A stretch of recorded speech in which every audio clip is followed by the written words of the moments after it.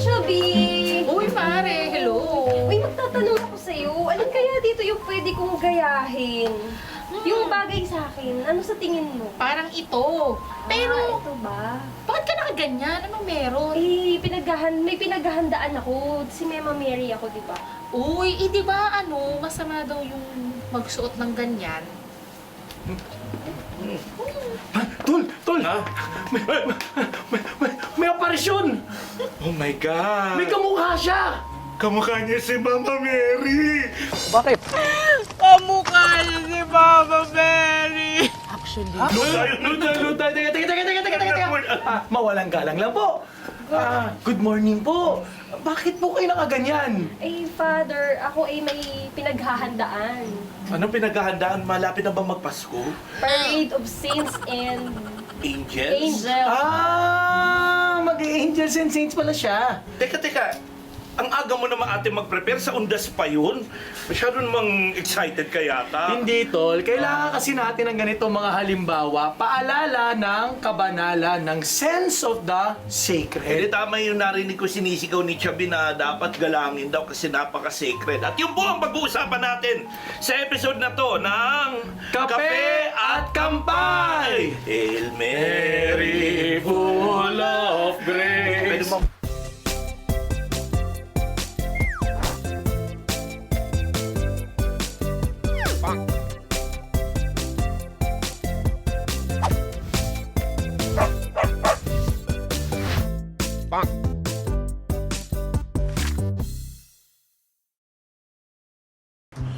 Chubby, may anong merienda dyan?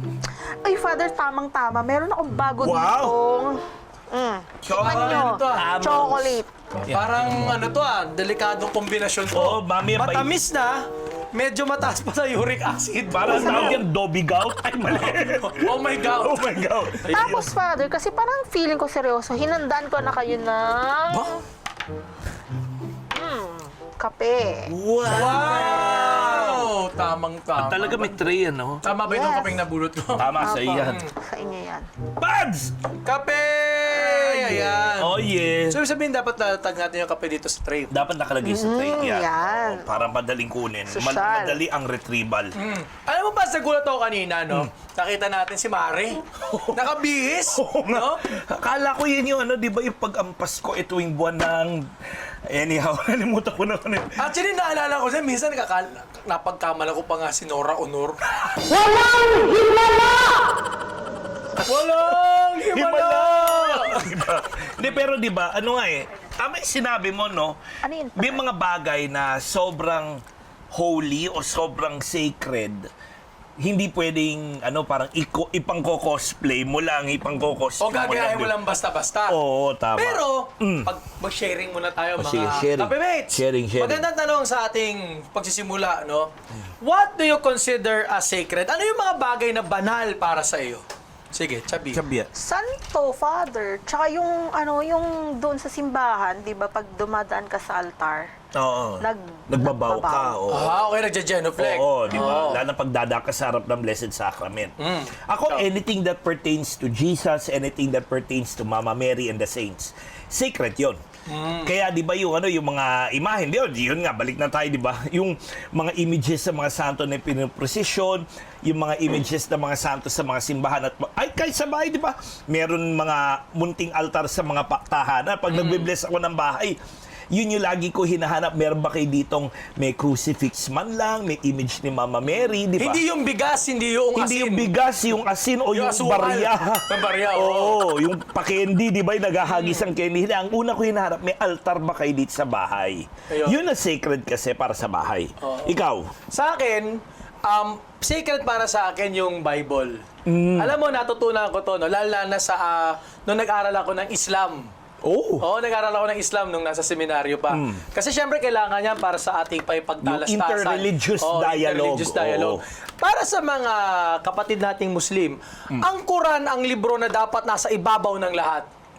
Sa stock ng libro, hindi siya dapat naka-second o naka-third o Kahit naka-ilaliman. maliit yung Quran? Yes, Maliit dapat nasa ibabaw siya ng lahat. Ito yung pagpapakita nila ng pagpapahalaga, pagpaparangal sa salita na kanilang sinusundan at pinaniniwalaan. Ang sabi sa akin, dapat daw ang Bible ganito din. Huwag mong hayaan ang Biblia na mailaliman sa stock ng libro. Naku. Hayaan mong nasa ibabaw yan. Problema nga lang, tayong dalawa, ang dami pa naman ating Bible. Ayun nga lang. Oo. Alin doon kaya? So hindi, so iwahiwalay. Iwahiwalay na stock. Oo. Pero yun nga itong salita ng Diyos na madalas na babaliwala natin. Sabi mo nga, nasa altar lang, ganun, di ba? Nadadaan-daanan lang. Pero dapat pinapahalagahan ang salita ng Diyos kahit ito'y aklat o libro lamang na katulad ng mga iba. Pads, ano nga bang, saan nanggagaling yung salitang sacred? Di ba may sinasabi lang, sagrado, di ba? Ano nga ba, saan ba galing yun? Ayon sa ating bubuwit, ay mali. Ayon sa ating pagpananaliksik. Wow! Best in research ka Best in talaga. research to. Oo. Ito ay nanggaling sa salitang Latin na sacer, which means Sacerdotal, yung anniversary. natin, anniversary ko, Yun yun, di ba? natin lahat, Di ba? Yun yun, di ba? Pero alam mo ibig sabihin ng sacer? Ano? Set off. Something that is apart. Minsan pa nga kung gusto mo, restricted. Oo. Ibig sabihin, special. Kaya siya sacred, ibig sabihin, special siya. Dedicated siya for something important. Parang, ano yun? Set apart, restricted, merong special at holy purpose. So parang yan nangyari kay Moses. Aha. Di ba nung si Moses, yung nandun siya sa bundok ng ng Horeb, di ba? Horeb. Tapos biglang nakakita siya ng burning bush. Tapos di ba nung nilapitan siya, syempre may lumiliyap na bush, nagtaka siya, nilapitan niya. Di ba may boses, sabi, Moses, take off your sandals. Because Oo. the place you're standing is holy ground. Oo. Naalala ko, no? Siyempre, nagpunta tayo ng Egypt. Oo. Sinasabi nga, na kapag sinabing to see God face to face, si Moses lang ang isa sa mga ilan Oo. na nakita nito, no? Patetegi ka kapag nakita mo ang Diyos ng Oo. face to face. Kasi nga, God is something totally different, no? Ibang-iba sa tao. Kaya dapat siya bigyan ng parangal, respeto, at pananalig, ika nga. No? Kaya nga, di ba yung si Moses, di ba nung sinabing, hindi man ni-request niya kay Lord, Lord, gusto mo makita mukha mo? Sabi ni Lord, batok ko lang makikita mo. Oo, batok lang actually. Batok ko lang, Batok lang. balikat ko lang. Hindi mo pwede makitang harap-harapan. Kasi kundi, tsugi siya. Oh, may naalala pa ako tungkol kay Moses na konektado Oh. sa sacred. Oo, sacred, oo. Di ba, nanggaling kay Lord, kay Yahweh, yung Ten Commandments, no? Di ba inukit yun, di ba? Oo, at dalawang beses. Oh, alam niyo ba? Anong version yung isa? Android ba yung Hindi, iOS. Nagkalit, no? Nagkalit. Hindi compatible, parang ganun. Pero, Okay. naalala ko, natutunan ko rin to sa research natin. Yes, no? in research. Alam niyo ba na sa lahat ng Ten Commandments, merong dalawang utos na in the positive ang Okay. Ano ba, translation. bakit positive, negative? Ano ba yung negative? Kasi yung mga, thou shall not. yung mga bawal, yung mga bawal. Oo. Wag kang papatay. Huwag ka mangangalunye. Huwag mananakaw. Wag kang kakain ng sobra. Ha? Totoo yan. Meron man ba nun? Bago. Sige, dapat New tigil. version. Bago yung pang 11 daw yun. So yun yung mga commandments, diba? Ang tawag daw doon, negative. Oh, in the commandments. negative ang Kasi kanyang ano. these are prohibition, mga bawal. Bawal. Oo. Bawal Yan yung lumabas. Bawal. Keep up the grass. Keep up the grass. O ano, study hard. Ay, Hindi, positive No yun ID, eh. no entry. no ID, no No entry. entry. Oo, tama, Oo. tama. Pero meron dalawang utos that is formulated in the positive. At ito ay pagpapahalaga. Ano yun? Ano? Keep holy the Sabbath day. Oo. Di ba? Pati, ito, honor your father and your mother. Ay, oo nga, no. Yun lang yung hindi Hindi bawal. pinagbabawal. Oo. Galangin yung Sabat, tas galangin ang magulang. At syempre, gagalangin mo yung Sabat, papahalagahan mo yan, sacred yan. Kaya di ba, para sa atin, ang araw ng linggo ay araw ng pagpapakabanal. Oo. No? Manghilin ka. Mangilin ka, wag manggigil. Oo, manghigit. At syempre, galangin mo ang iyong magulang. Di ba? Pagpapahalaga. Kaya pala, di ba tayo nagmamano sa magulang? Opo, Father. Yun, namimiss ko na nga yung misa sa mga bata. Yung mga bata gagano, yuyuko na lang, tapos hintay na patong yung kamay mo. Kaso di ba ngayon, Father, kasi pandemic, parang ano na lang daw. Hindi, ano na, peace ba? Peace Ganun na Hindi. yung nauuso. Actually, gusto mo ganyan. Siko. Oo, ganun Siko. nga. Sige. Marami pa mga bagay na pagpapakita ng holy. Katulad ng sinasabi natin sa people of Israel, no? Meron tayo, at alam natin, naririnig natin ito yung sinasabing temple. Ano ba meron sa temple? Yung temple po, doon po yung lugar kung saan nakalagay o nagre-reside ang presensya ng Diyos. In short, bahay ni Lord. Kaya di ba sa sinisimbahan, tinatawag na bahay ng Diyos, tahanan ng Diyos. Oo. Kasi para sa mga Hudyo, nananatili doon sa loob ng temple, yung presensya ng Diyos, yung Ark of the Covenant, yung Torah, yung law, di ba? Yung altar of sacrifice, andun lahat eh. Pero di ba sa misa meron din tayong holy, yung Holy, Holy, Holy Lord God of Hosts. Yan yung yan yung sa Book of Isaiah, yan yung kinakanta ng mga angel na nakapaligid kay Lord God Almighty.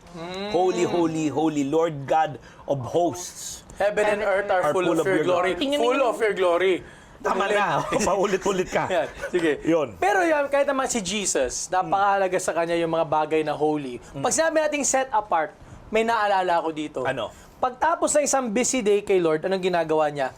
He takes time to be apart. Humiwalay muna. Para sa saan? Para manalangin sa kanyang Ama. Actually, yun yung nakita ko eh, para may nagbigay ng komentaryo. Paano kaya si Jesus, dahil siya ay tao at Diyos, nagdadasal siya sa Ama niya na Diyos? Parang ang weird, no? Pero ginagawa niya. Kaya nga tayo mayroong prayer, di ba? Yung Our Father, yung Ama namin, di ba? Oo, Ama Kaya namin. naman pinahahalagahan natin yung panalangin na ito over all other prayers kasi tinuro mismo ni Jesus to sa atin. At higit sa lahat, tinuturo sa atin ng Ama namin yung mga importanteng ugali at values ng isang Kristiyano. Oo. Na isang sumusunod at naniniwala kay Kristo. Eh, Father, masama palang gamitin or sa kalokohan yung ganon, yung Ama namin. Oo, kasi kung titignan natin yung Our Father, yung panalangin na yan ay, una, panalangin siya. So, ito yung Panalangin, ginagamit oo. natin sa ating pagsamba sa Diyos, sa ating pakikipag-usap sa Diyos. Pangalawa, tinuro to ni Jesus eh. Tinuro ni Jesus to sa atin. Kaya ginagalang natin kasi hindi lang to basta-basta parang simpleng panalangin na dapat i-memorize ng grade 3 bago mag-first communion. Oo, kapag hindi mo na dasal, magagalit si Father. Mapaulit sa'yo. Magagalit yung katikista, di ba? Hindi, pero yun, si Jesus mismo nagturo. Tapos yun nga, ito yung mahalaga sa atin kasi ito yung sabi nga nung isang dati, di ba? It is the model of all prayers. Not just the model of prayer, but also the model of Christian living. Oo, sinabi Kasi na nandoon yung paghingi ng tulong, andun yung paghingi ng tawad. Oo, yung pag-iwas sa masama at Pag-iwas sa sa tukso. masama. Pero ang pinaka nakakatuwa doon sa Our Father na yan, yung first part, Oh. yung merong awe at respect pagdating sa Diyos. Oo nga naman. Kasi kung tutusin, bakit nga ba natin, kanina nagulat ako sa sabi niya, dapat hindi mo ginagawa yan. Kasi meron tayong pagrespeto, meron tayong reverence, no? Kasi hindi natin lubusang maintindihan ng Diyos at ang hamon sa atin dito, maging humble. Kasi hindi natin alam ang lahat ng bagay, hindi natin kontrolado ang lahat ng bagay. At the same time, kung titignan natin, may element of awe and wonder. Di ba? Yung awe, kasi ibig di ba? sabihin, yung pag tayo kaharap natin ng Diyos, hindi lang siya parang ordinaryong tao eh. Di ba? Kaya nga, iba yung pag kunyari, di ba, pag tayo ay pumapasok sa mall, lalo na nung panahon ng talamak pa yung pandemic, di ba, tatapat ka doon sa thermometer, yung parang nag-check ka, ganun, di ba? Siyempre yun, parang minsan, nababaliwala lang natin yun, pero pag dadaan tayo sa harap ng Blessed Sacrament, iba. Kasi there's this spirit of awe, yung pagkamanghaba, merong wonder na hindi lang to tinapay, kundi ito yung katawan at dugo ni Kristo. Hindi lang yan salita, kundi ito'y panalangin. Oo, Diba? hindi lang to libro, kundi salita ng Diyos to, di ba? Diba? Hindi lang yan yung isang lugar, kundi yan ay bahay, tahanan ng presensya ng Diyos. Kaya pala siguro, Father, no, na-observe ko, yung pag yung lalabas yung katawan at di ba? yung Meron silang parang tangan. yung pare, may yung sa humeral veil, sa benediction. Benediction. Oo, yung may humeral veil, yung pare, pagdala yung Blessed Sacrament sa procession Tapos or umiikot, benediction. di ba, Father? Oo. At sa uli, hindi naman to titigil lang sa di ba? Pero it should also bring forth respect na dapat ang mga bagay na banal, turuan tayong mahalin, kilalanin, at higit sa lahat ay masundan pa ang Diyos. At dahil doon, makikita din natin yung sacred, yung holy, hindi lang sa kakaibang bagay, kundi pati sa ordinary things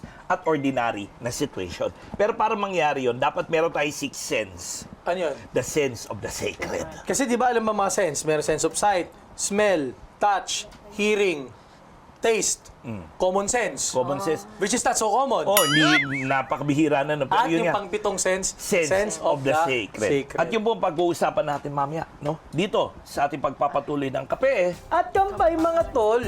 sagrado talaga. Sagradong ano to, Yung bisita mo kanina, sagrado. Holy coffee.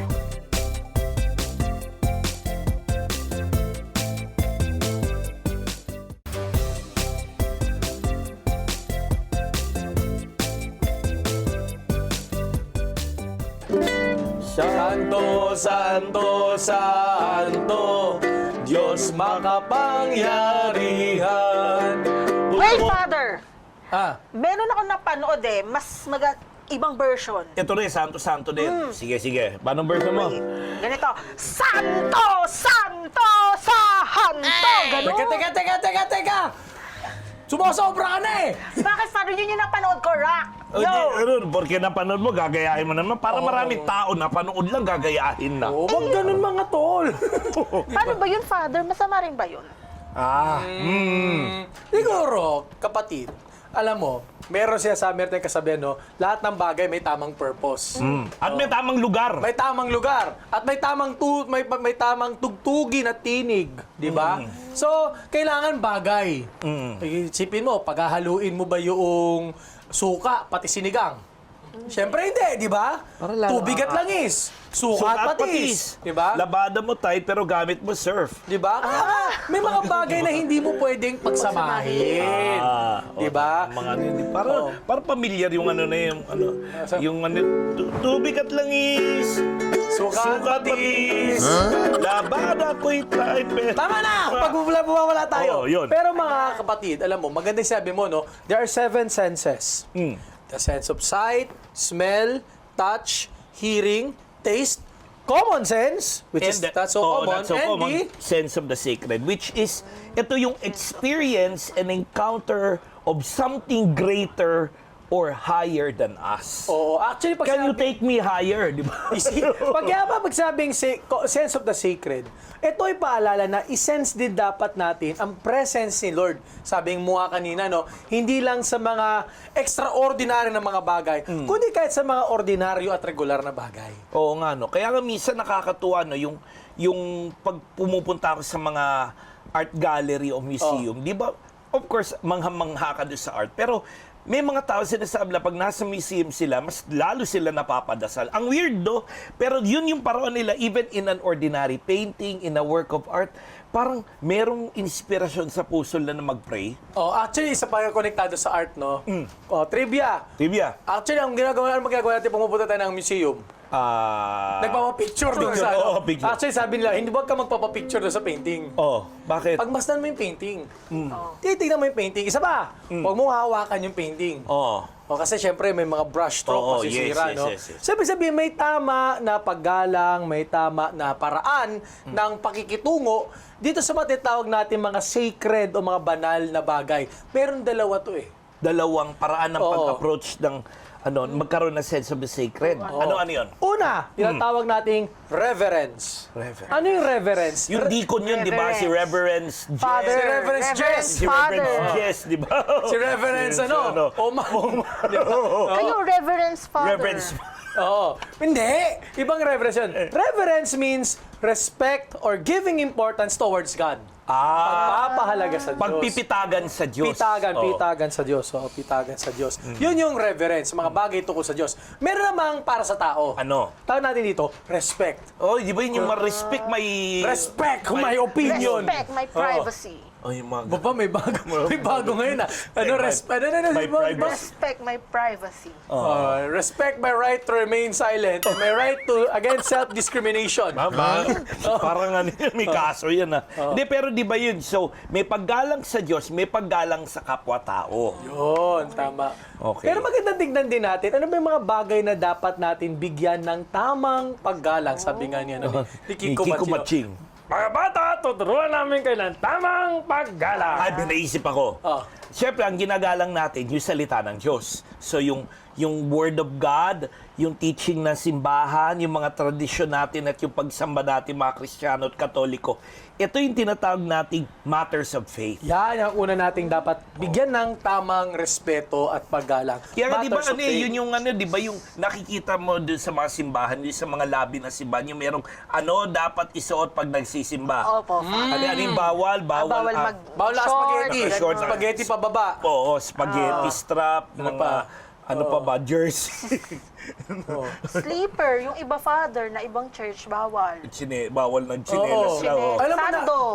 naalala ko, no, sa Singapore, Oh. pag hindi ka nakatamang damit, sisitahin ka. Oo, Naalala mga- ko rin. mga sa parang- warden, yung Oo, mga may mansion bantay nila. eh. Oo. Actually, sa atin, minsan nga, no, real talk lang po, minsan may mga na-offend, di ba? May mga nagre-remind tayo, mga usherettes natin, eh, next time po, magsuot po kayo. Huwag po magsusuot ng cap. Minsan nagagalit pa tayo eh. Oo, di tapos ba? sasabihin, mapanghusiga kayo. Oo. Gumaganon. Bakit? Maghuhulog naman ako sa koleksyon ah! Tsaka Di ba? pag Father, di ba yung magko-communion, yung pag naka-sleeveless, di ba, inaabutan ng mga Naku, namuntik na kami may mapaaway dyan sa parokya ko. May Dahil sa ganyan. shawl. Dahil sa shawl. Kaya pinapaliwanag ko, sabi ko, ayaw nyo pong bigyan kayo ng shawl, magsuot po kayo ng tama. Diba? Kaya nga, di ba sinasabi?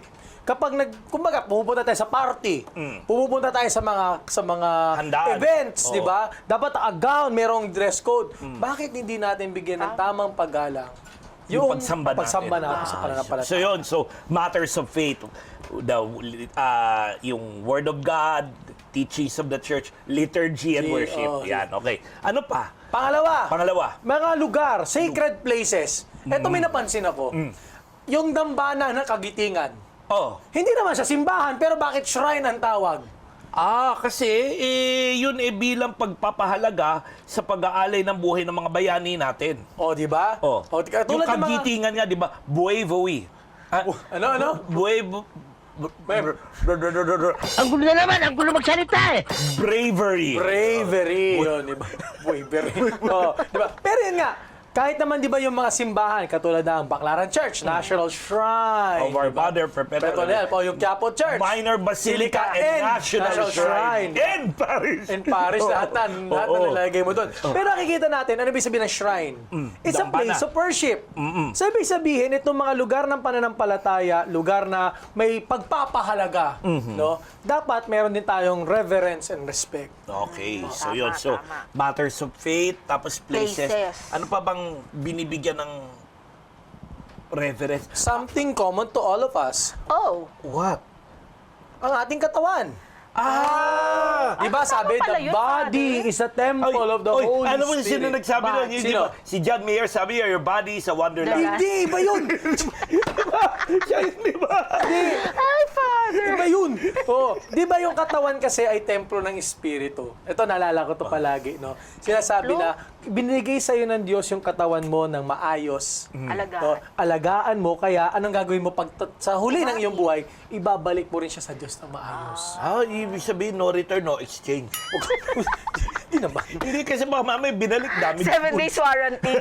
Alam mo, kasama din dyan, yung mga speech at mga promises. Kasi minsan, pangako tayo ng pangako, hindi naman natin Napapako lang. Napapako lang, di ba? Oo. Napakahalaga yung sacredness ng speech. Di ba, may sinabi nga sa atin, isang teacher natin sa seminaryo, say what you mean and mean what you say. Yeah. Words of wisdom, a wise philosopher. Super once said. Yan, Father. Sige, ano pa? Okay, ayun. Ito pare, time. Yun ang mahalaga. Because time is gold. And I need cash. Kasi di ba, kaya nga di ba may kalendaryo ang simbahan? Kasi naniniwala ang, tapos yun, may kalendaryo ang simbahan, tapos nagdadasal ang bawat Kristiyano all throughout the day. Hindi ba puro dasal lang ang buhay Kristiyano, kundi mula sa umaga, From the sa rising of the gabi, sun to its setting. So, From umaga- east to west. Oo. A perfect offering may be made to the glory of your name. Kaya di ba sa umaga, sa gabi, sa bawat minutong lumilipas, hinahanap-hanap natin ang presensya ng Diyos. Kasi Amen. ang oras ay banal. Dahil bawat oras, nandun lagi yung presence ni Lord. Ginagabayan tayo. Isa ring naalala ko sa oras ay banal. Naalala ko, no? Sinasabi ko to pag nagbibigaw ng team building. Wow! Di ba? Siyempre. May ibang klase na siya. Mentor na yun, mentor. Si Si Coach Kevin. Coach Kevin. Coach K. Okay na, Coach K. okay na kaysa Kuts. Alam niyo na. Okay, balik tayo. Meron tayong kasabihan. A Japanese proverb, totoo to, hindi to trola. hindi. A Japanese proverb once said, pwede niyo itong gawin pang Facebook. Punctuality means respecting other people's time. Ay, Parang para sa atin natin dalawa yun. Oo nga, para. Yung mga... Pakiulat, Father. Punctuality means respecting other people's time. So pag kunyari, alas 7 misa ko, tapos nag-isi ako 5 to 7, kawawa yung tao. Nangyari lang sa akin yun. Isang araw lang. Yun mo yung 6:30 yung misa, tapos kumakatok si Voltaire. Pads! Teka lang, pagtingin ko 6:40 na. Paano yung Father? Ang galing mo.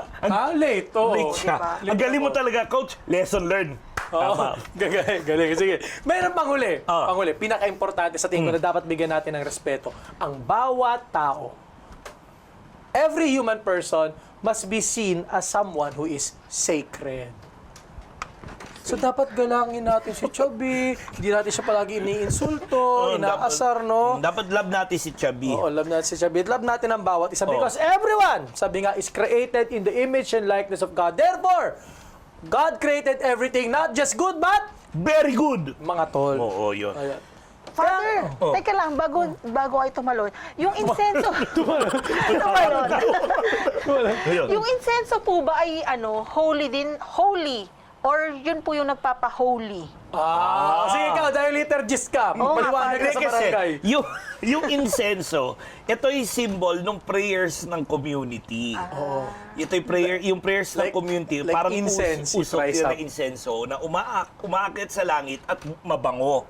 Ibig sabihin, pag nag-iinsenso, ininsenso nyo altar, ininsensoan yung gifts, ininsensoan yung community, ito yung sumisimulo doon sa prayers ng buong community, umaakit sa Diyos. Like incense, Like incense, it rises up. Pangalawa, ang insenso ay may bango. Of course, depende. Bakit yung aming insenso may pa? Hindi, may kakaibang amoy kasi parang it sets the event, yung pangyayari at yung lugar, siniset aside. Yun yung sacred. Pinapagimbanal, yung parang pinapaalam doon sa mga nagsisimba, itong lugar at kayong tao ay pinaghahanda para maging banal. Sa Orthodox nga, di ba, sa mga simbahan na pupunta sa Holy Land, Oo. puro usok. Puro usok, the more the many. At alala ko, sabi ng liturgy prof namin noon, si Father Jim Perry, sumalangit nawa. Sumalangit nawa. Sabi ni Father Jim Perry, kung magpapausok ka rin lang naman ng insenso, usok-usukan mo Di na. ba sabi niya, Don't forget the smoke. Oo, Don't forget yun. the smoke. Tapos at the same time, kaya iniinsensohan yung presider at yung mga tao para ipaalam din na, yun nga, there's something holy and something that is sacred in you. Kaya iniinsensohan yung pare, iniinsensohan yung mga tao. Di ba, pag insensohan mo na yung pare, Oo. tapos insensohan yung tao. Oo, Yun. basta hindi lang lumipad yung uling. Oo, nalilipad. Pati sa altar, lumilipad yung uling, no? Oo. Yun. So, yun yung ng insenso. Pero ano yun, Father? Parang kumbaga, piling ibang mga misa lang yung ginagamitan. Hindi ba sa usually pag mga special masses. Special Yun. occasion. Ayun. Okay. So, sige. yun. So, mukhang marami na tayo na pag-usapan. Napakasagrado. Pati yung kape natin, magiging sagrado na to. Kaya tanong, paano ba natin i-observe itong sense of the sacred? At paano kung malaman mo lahat pala na bagay sa mundo, sacred pala. Malalaman mo to dito sa episode na Kape At Kampay.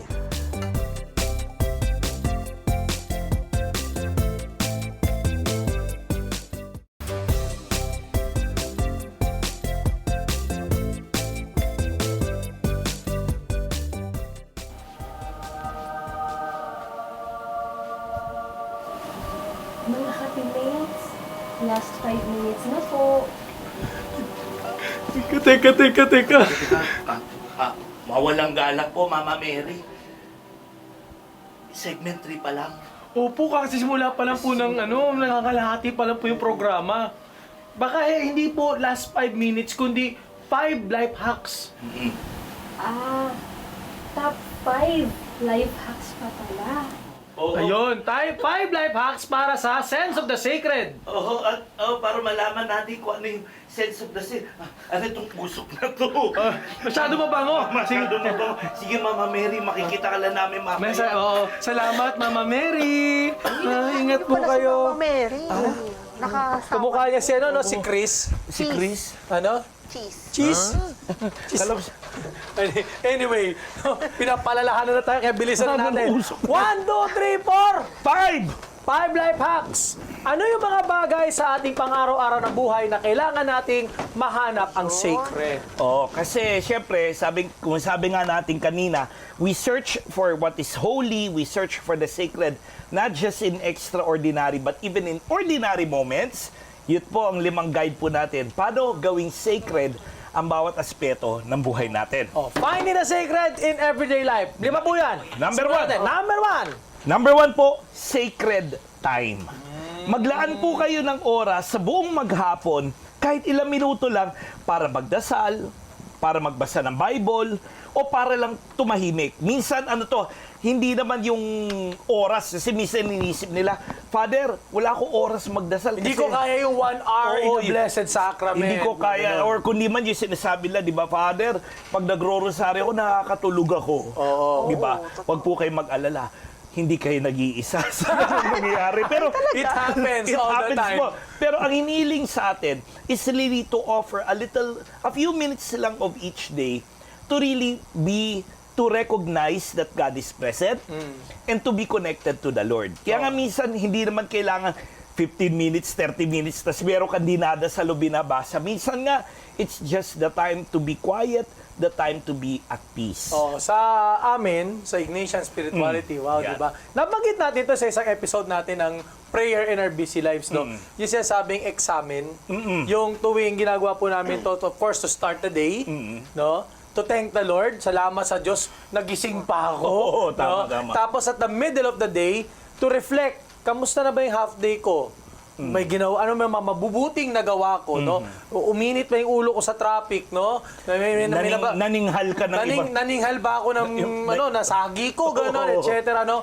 At ano pa po ba ang ilo-look forward ko? Tapos sa amin is 6 p.m. ulit, no?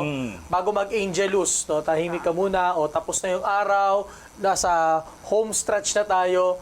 Lord, paano ko ba nakita ang iyong presensya? At syempre, bago matulog. Oo. No? Panalangin bago matulog. Parang ano mo sino kumano, no? Hindi, next pero question. sa amin sa San Carlos Seminary naman, meron kaming parang free for all na adoration after na night prayers. Mga 9:30 ng gabi din. Bago matulog talaga kasi parang dito mo i-encapsulate yung buong araw. Oo. Yung ano yung natutunan mo sa classroom, sino ng mga nakasama mo nung meals, ano nangyari nung naglaro kayo, kung nag-apostolate ka, sino yung mga naka-encounter mo. Lahat to dadali mo kay Lord sa panalangin. Pero hindi to formal, walang prayer leader, walang ano. Wala mga guide Walang question. guide question, wala. Minsan kahit pag-usap lang sa Panginoon Minsan nga pag wala kang masabi, just stay there. Ano ka lang. Tingin ka lang kay Lord. Oh, magkatitigan lang kayo. Kasi minsan, yung pa nga ay mas magandang prayer kasi talagang galing sa loob mo yun. Hindi plakado, hindi nire-recite lang Yun. yun. So, Sige, kailangan una. natin ng sacred time. Okay, number 2 naman tayo. Kung may sacred time, meron din tayong tinatawag na sacred space. Ayun yung may Mercury, Mars. Easy. Hindi. Outer space yun. Oh. Yung sacred space, ito, natutunan ko rin to. Lalo na sa, kahit sa kwarto, no? Meron kang isang lugar. Alam mo to, nakita mo na yung kwarto ko, meron akong isang lugar doon. Nandun lahat ng mga images. No? Ito'y paalala. Kahit naman sa mga bahay natin, may mga altar tayo. Ito'y paalala kung saan at least merong isang bahagi ng iyong bahay o kwarto. Minsan nga sa desk. Oo, yeah. Lagi nga lang, makatabi ng Sleeping St. Joseph ko si Baymax. No?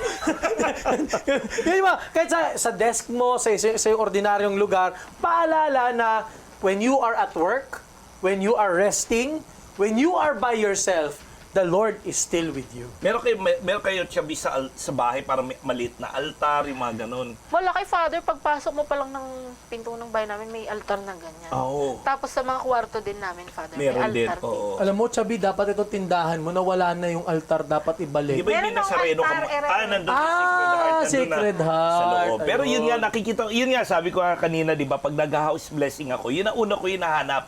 Hindi yung bigas, hindi yung candy, hindi yung barya, hindi yung...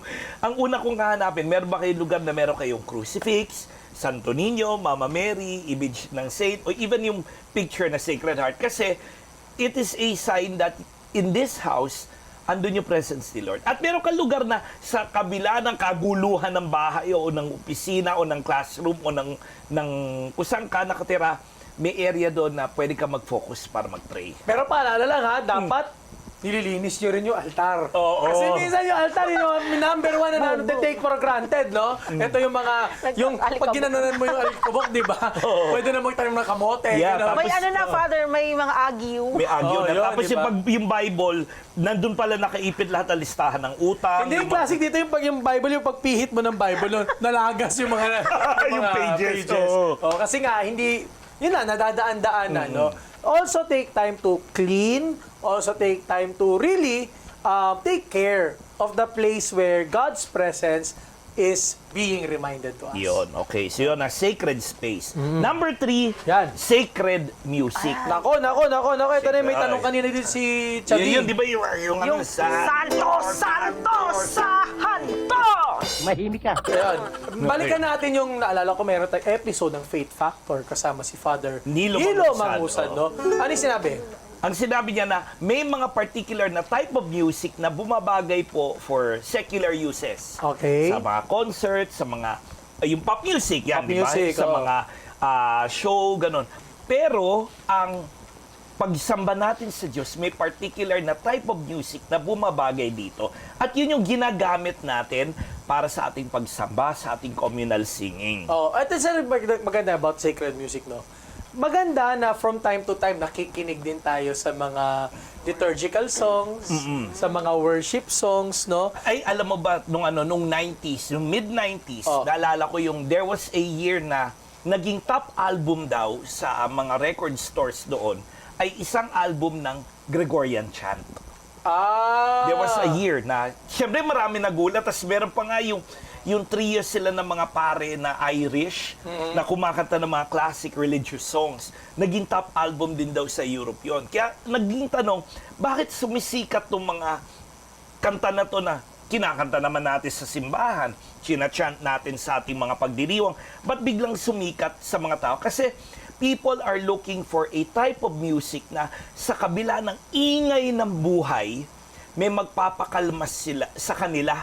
At itong magpapakalma sa kanila ay yung music na ginagamit natin sa pagsamba. Ito, kwento ko lang, no? Kahit sa aking car songs, no?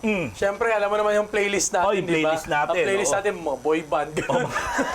At yung mga 80s, 80s na mga glam rock. glam mga rock, ganun. oo. Pero alam niyo po, kapag po, for example, I'll be going to mass, o pupunta ako sa isang recollection, o sa retreat, ang pinapatugtog ko, meditative music. Siyempre, ang dami nating na mga... Hindi ka ba nakakatulog doon? Di ba yung mga meditative music, yung pag nagre-retreat kayo, mga yung mga gumatas, Hindi, yung mga kanta na... naglalakad ka sa isang park. Yung mga ganon, di ba? Oh, and once I was walking in the beach. With the Lord. With the Lord. Father, speaking of recollection, kasi pag nakaka-attend ako ng recollection, laging tinutugtog talaga yung I Will Be Here. Sacred po ba yun? Sabi nila, ayon sa composer na si, ano ba nun? Stephen Curtis Chapman, no? Oo. Actually, sabi niya, kung yung inspiration daw na ito ay Christian in nature. Kasi ano siya panalangin talaga siya. Actually, mensahe siya ng Diyos para sa atin. Kaya lang kasi yun nga, dahil nga I will be here, na-translate into human Di ba yung kinakanta relationships. ni Gary? Gary! Sabi ni Martin.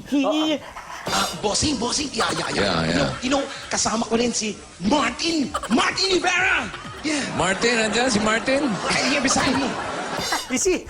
Pero, ayun nga magandang maging discerning din tayo sa mga songs, no? Though some songs have their religious meaning, pero magandang ma-appreciate din natin nating Catholic Christian music. Oo. Ang dami nating Catholic Christian songs, Catholic Christian composers. Huwag nating limitahan natin sa masasabing Christian lang. Oo. Tignan din natin yung Catholic, no? At marami tayong makikita diyan yung mga Jesuit Music Ministry. Siyempre, Jescom. Andyan po yung music po ng mga movements tulad ng Focolare. Focolare. Ng mga renewal movements tulad Kahit ng yung mga The Feast. The Feast, meron silang kahit yung mga album. regional, no? Kahit yung Oo. mga from the different Di ba regions. yun, Himaya, kanta sa Himaya, yung mga ganun, Oo, di ba? mga ganun, Mga pang- pianista, Patalito yung mga hiligay nun, mga Oo, or ganon. Di ba? Bisaya. Napakarami. Appreciate po natin at maganda, research po ninyo. Tapos hindi ito kasi isipin nyo, ang naman, Father, pupunta ako sa trabaho, tapos parang tunog simbahan yung kotse ko. Hindi. Ang isang purpose nun, it's not just to lead you in prayer, but also to calm you down. Oh, kumalma ka, bro. Kumalma ka, bro. Kumalma Father, ka, sa bro. ano, diba, kunyari, sample na lang, diba, sa mga wedding.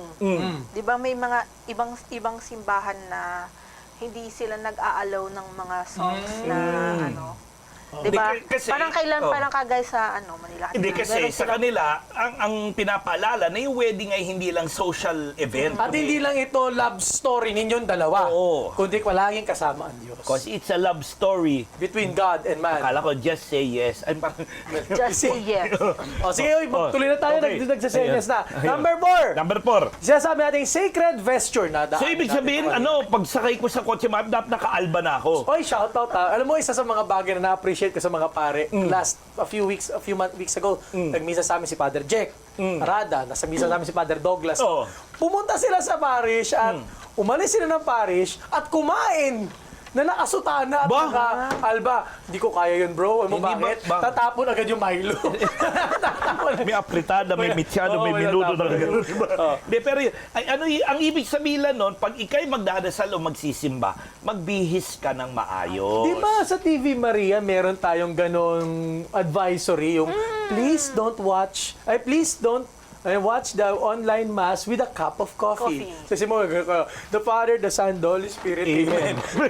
Oo. May tamang paraan, may tamang pagka-carry ng sarili na even sa online mass, even during the time na kasagsagan ng pandemic, meron tamang paggalang at pagrespeto pa rin sa pananamit, higit sa lahat. Oh, pero syempre, paalala din, of course, sasabihin ng may mga magsasabi diyan, Father, ano naman yan panlabas lang yung pananamit na yan Pero syempre, alalahanin natin, what we wear is an extension of who we are. Oo, yun, di ba? Diba?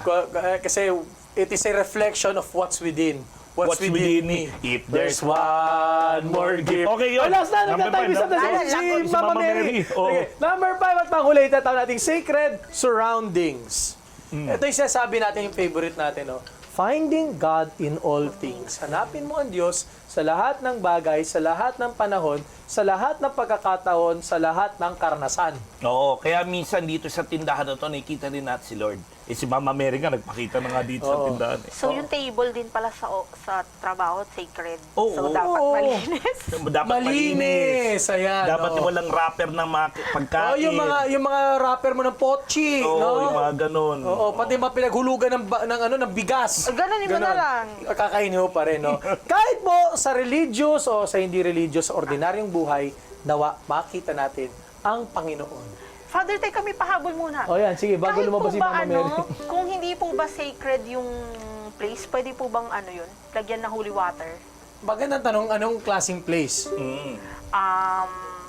Sa Father? Kunyari sa kitchen. Bakit? May nagluluto bang mag-isa? Mag-isa bang ginigisa yung nang hindi kumikilos? May kawali gumagano. O kaya sa Kumakalampag ba yung mga Ha? yun. Sa hotel, yun. Ito lang ang paalala natin, no? Yung sanctity ng bawat lugar. Pero wag naman sana bumorder sa superstition. No? Maging maingat lang. Baka mamaya, lahat na lang bibisikan mo, lahat na lang biblisan mo, no? Lahat ng lugar, banal. Pero, baka wag naman po sana tayo na parang superstitious na, hindi ako matutulog dito hanggang di ko ito nabiblisan, di ba? Tama ba yung sagot ko? Tama naman. You're correct. You're correct. Pag-top 5 na tayo, kasi lalabas na si Mama Mary. Oo, Mama Mary. Kasamahan natin sa atin. Oo. Okay, top 5. Paano ba natin mariregain ang sense of the sacred sa ating pang-araw-araw na buhay? Number 1, sacred time. Tayo ay maglaan ng oras at panahon araw-araw para makapag-pray at magkaroon ng peace and quiet kasama si Lord. Number 2, sacred space. Mag-alat tayo ng lugar na papaalala sa atin ang presensya ng Diyos. Number 3 ay sacred music. Sana ang mga awitin ng pagsamahilang pangsimbahan, kundi para rin sa ating pakikinig, para gumaan ang ating kalooban at makapokus tayo sa ating ginagawa. Number 4, sacred vesture. Napakalaga yung sa ating pananamit ay paalala ng ating pagbibigay ng respeto because what is happening from the outside is actually what is happening within me. Kaya number 5, sacred surroundings. Sana we find God in all things, kahit hindi sa religious na kapaligiran o pangyayari, kundi kahit sa ordinaryong buhay. Ayun. Kaya, parang si Mama Mary, di ba sabihin natin kay Mama Mary, lalabas siya kapag... Wala pa namin. Mami, bigla lang siya lumabas. Mama Mary! Mama Mary. Ay, yun, labas ka. Yun na. Ayan na, lalakad na si Mama Mary. Mga kapimates, time's up na po. Ayun na, pinalalaan na tayo. Sige, Mama Mary, maraming salamat po sa paalala ng oras dito sa Kape at kampa. Itong episode may apparition talaga.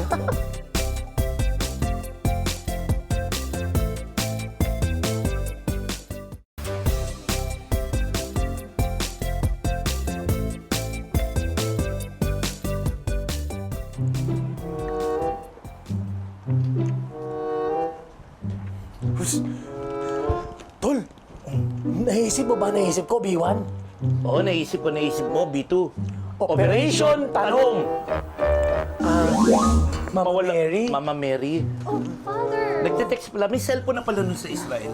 Di, no annunciation, tinext lang ata nung Holy Spirit. Sinend lang pala. Message lang daw. Paano kayo na wrong send, no? Oo nga eh. Nagte-text mo pala si Mama Mary? Hindi, Father. Costume lang to. Kayo naman. Ah. Chinachat ko na, Father, yung food natin. Parating na yung pork chop tsaka batchoy. Sige, Father. Tatapusin na po kunin namin. ko. Thank you. Opo, yung pork chop at batchoy po, pakisapay po, sarapan po. Oo. Ayan. Ayun.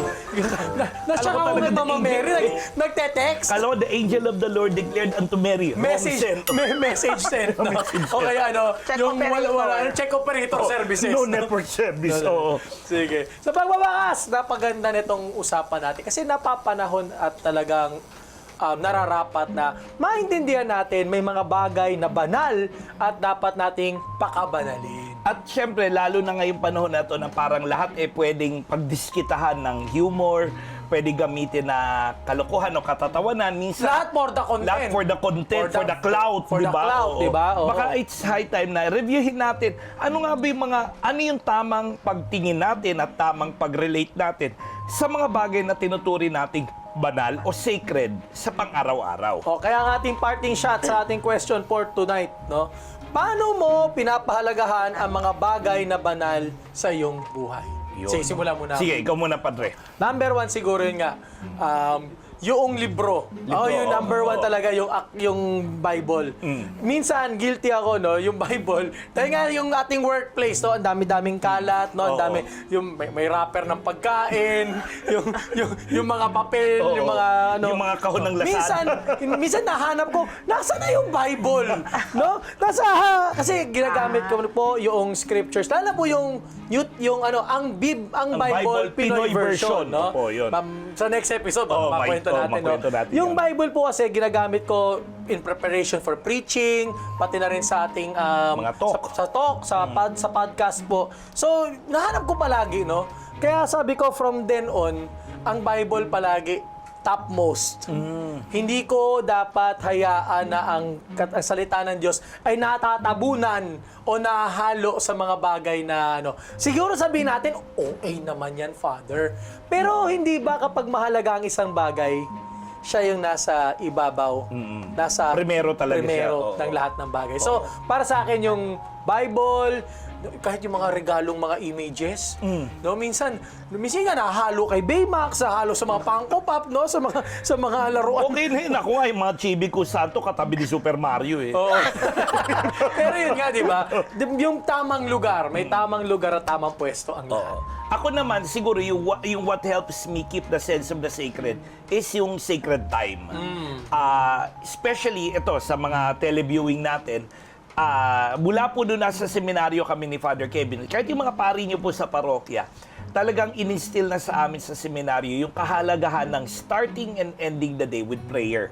Kaya nga po, nung na-ordain kaming deacon, andun yung we are given the task and obligation to pray yung Liturgy of the Hours o yung To pray breviary. for the church. To pray with and for the people church. of God. Oo, yun. So, ako, on my part, yung parang kailangan masimulan yung araw at matapos yung araw na may panalangin.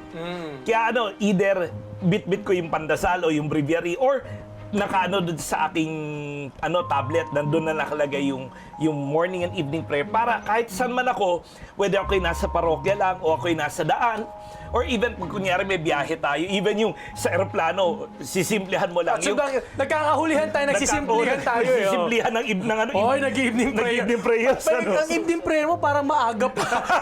Alas 4 pala nag-evening prayer ka. Pero yun, ang ano doon kasi, di ba, ang pinaka-principle naman kasi ng Liturgy of the Hours, simula na tapusin mo ang araw na may panalangin. Oo.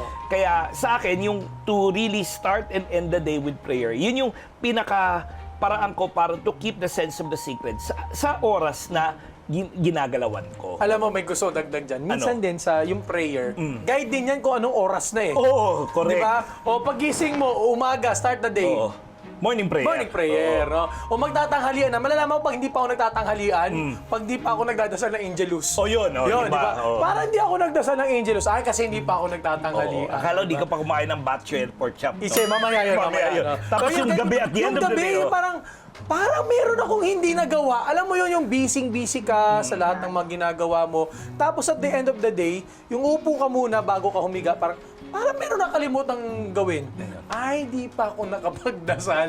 Kasi yung prayer yung mag-guide sa'yo. Kaya di ba tawag nga nila, di ba, yun yung hinges ng araw eh, morning and Bisagra. evening. Bisagra ng araw yun eh. Di ba, kahit kung kunyari, busy ka, tanging dasal mo lang, Lord, sana makapasok tong free throw na to. Oy, tinadasal ko yun ha. Alam mo, isa pa yun, kapag nagbabiyahe tayo, dahil nga wala tayo minsan sense of time, kaya nagkakahulihan tayo eh. Di ba? Sabi mo, aga mo mag-morning prayer, alas 4 pa lang. Evening prayer, alas 4 pa lang. Si, Chubby. Sa akin, Father, siguro yung, di ba sabi nga, dapat yung altar laging malinis. Ako, sinisigurado ko na every month, parang ako kasi yung nakatoka na yung lalaban yung mga damit. Mantel. Ay, yung damit. Mga santo. Oo. Yun. Alam mo ba may tamang paraan ng paglalaban na daw ng mga damit-damit ng mga santo? Meron? Huwag mo raw siya ihalo dun sa, siyempre, mahalo sa mga personal intimate wear mo yung damit ng santo. Kung bagay, hihiwalay mo Hindi, siya. Father, yung maliliit lang. Siyempre, ang ginagawa lang, binabrush. Akala ko yung mga damit na nasa reno, gano'n. Hindi. Ihalo mo sa white shirt mo, gano'n, di ba? Kulay maroon. Kulay maroon na. Hindi, di ba? May pagsasabi ka, di ba? Kailangan may hihiwalay mo yung dami. Naalala ko tuloy yung nanay ko, yung mother butler yung nanay ko, yung tinuturuan sila ng liturgical laundry. Yun nga, yung paano yung mga linens na ginagamit sa misa, yung corporal, purificator, figure towel, pal. Yung paglalaban niya meron, hindi numero pala yun. Kasi para ihiwalay mo itong mga linens na to sa mga ordinaryong panyo at labakar at tuwalya. Oo. Yun. Tapos, may iba pa nga, hindi ko alam kung gaano po ito ka-legit, no? Pero may kakilala ako. Shout out, Tita Eileen. Yung pinaglabhan daw ng mga yan, yung mga ginamit sa misa. Corporal, purificator. Yung tubig, hindi niya tinatapon basta sa estero. Sa lupa Sa talaga. lupa talaga. Yes. Oy, trivia yon. Useless trivia. Kaya sa mga simbahan, doon sa sakrarium siya binubuhos. Yun. Father, di ba, dapat sa simbahan, hindi siya parang tinatawag na simbang tabi. Kasi nga po, di ba, sacred place po. Yung mga outstanding church attendees. di ba? Hindi, pag simbang, yung simbang tabi, yung kapag simbang gabi, di ba yung may yung simbang ligaw? sa unang araw nagtagpo kayo, tapos pagdating, di ba, masaya ako dahil magsyota na tayo ngayong araw ng Pasko. Tama Hey! Alam ni Chico. Ayos yan ah! Chico, natawa siya. Maraming ang ganun, Father, no? Ha? May kilala Pag ka? simbang gabi. Kilala ka. Marami kang kilala sa Tayuman. Hindi, pero tama yun, no? Kasi nga, bakit ka ba nanalangin? Pero malay mo, yung katabi mo, yung the answer to your prayers, di ba? Bakit ba? Napuslitan mo ng wallet. Gumagano. Tsaka pag nagsisimba, Father, nakaporma. Ay ba yung simbang forma? Hindi, di ba dati ka, di ba yung Jeje Mas dun sa bamboo organ? Ay, oo, hindi ko makalimutan yung JJ Max talaga.